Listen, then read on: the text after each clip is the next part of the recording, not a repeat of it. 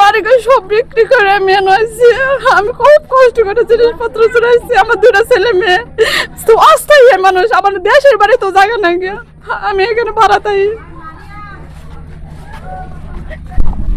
আমি 10-15 হাজার টাকা কিস্তি দেই। আমি কিস্তিতে ফ্রিজ টিভি খাট সব 1-2-3 লাখ টাকা জিনিস নিছি। এখন এই ক্ষতিপূরণ আমার কে দেবো, কে কিস্তি দিব? আমরা কয় টাকা পাই? হ্যাঁ, এখন অন্য একটা বাসা কই রুম ভাড়া নিবো? কারণ আপনারা কি করবো? এই ক্ষতি সরকার কি দিব আমাদের এই ক্ষতিপূরণ? হ্যাঁ, সরকারের কি পাশে থাকা আপনাদের উচিত? একান্ত আমাদের উচিত। আমরা 40টা ফ্যামিলি যে একেবারে নিঃস্ব হয়ে গেছি, সরকার আমাদের পাশে থাকা একান্ত। আমরা তো এই দেশের নাগরিক না। এখন সরকারকে আমাদের পাশে থাকবে না? হ্যাঁ, আমি সরকারের কাছে আবেদন জানাই আমাদের পাশে হাত বাড়াক, আমাদের পাশে সহযোগিতা করুক। আমরা তো গরিব মানুষ, দেশের বিদেশে এসে চাকরি করে খাওয়ার লাগে। বর্তমানে আমার বাড়ি ঘর নাই, আমার বাড়িঘর সব বিক্রি করে আমি আনছি। আমি খুব কষ্ট করে জিনিসপত্র চড়াইছি। আমার দুটো ছেলে মেয়ে তো অস্থায়ী মানুষ, আমার দেশের বাড়ি তো জায়গা নাই, আমি এখানে ভাড়া তাই।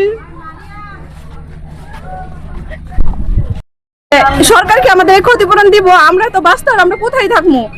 আমরা তো সাধারণ একটা শ্রমিক, গার্মেন্টসে কয় টাকা পাই তা দিয়ে এত টাকা কষ্ট করে জিনিস জুড়াইছি, কিন্তু কোনো জিনিস এত লাভ নেই, কিছুই বার করতে পারছি না।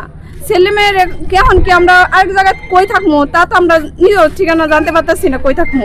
এখন এই ক্ষতিপূরণ আমাদের কে দিবে? সরকার কি এই ক্ষতিপূরণ দিবে না আমাদের কেডা দিব আমরা নিজেও জানি না।